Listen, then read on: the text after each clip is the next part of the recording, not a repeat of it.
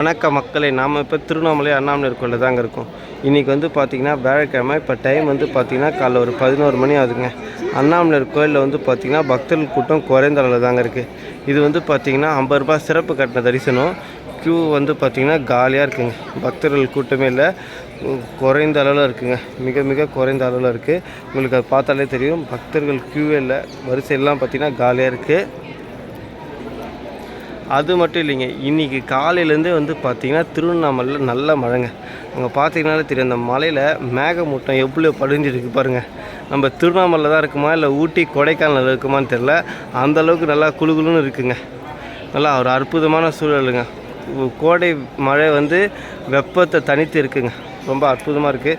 ஒரு கோயிலே பார்த்திங்கனாலே தெரியும், நல்லா ஜில்லுன்னு சூப்பராக இருக்குங்க.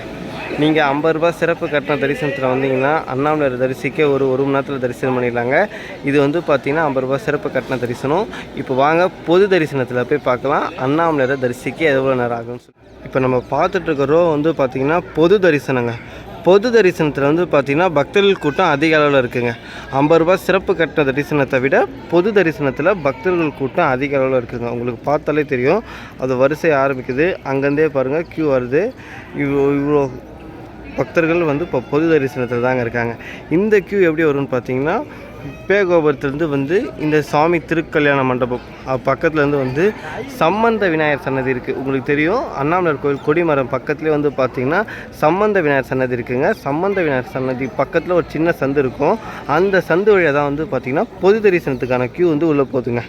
இது வந்து பார்த்திங்கன்னா பொது தரிசனம். நீங்கள் பொது தரிசனத்தில் வந்தீங்கன்னா அண்ணாமலையாரை தரிசிக்க ஒரு 2 மணி நேரம் ஆக்குங்க. ஏன்னா பொது தரிசனத்தில் வந்து பார்த்திங்கன்னா பக்தர்கள் கூட்டம் அதிக அளவில் இருக்குங்க. அப்படியே வாங்க நம்ம கோபுரத்தையும் மலையும் தரிசனம் பண்ணிடலாம். மழை பெஞ்சதால் அப்படியே கோபுரம், எல்லா கோபுரமும் நல்லா பார்க்கவே சூப்பராக இருக்குங்க. அண்ணாமலையார் கோயிலே பார்க்க சூப்பராக இருக்குது. மழையில் கோயில் அழகு அற்புதமாக இருக்குங்க. கோபுர தரிசனம், இன்றைய கோபுர தரிசனம் வந்து பார்த்திங்கன்னா பேகோபுரங்க. பேகோபுரம் மற்றும் நம்ம திருவண்ணாமலை, இந்த மலையே சிவன் தாங்க. அவரை ஒரு தரிசனம் பண்ணிடலாம். இந்த மாதிரி அப்டேட்ஸ் தெரிஞ்சிக்க நம்ம பேஜை தொடர்ந்து பார்த்துட்டு இருக்க, நம்ம சேனலில் தொடர்ந்து பார்த்துட்ருக்கு. நன்றி, வணக்கம்.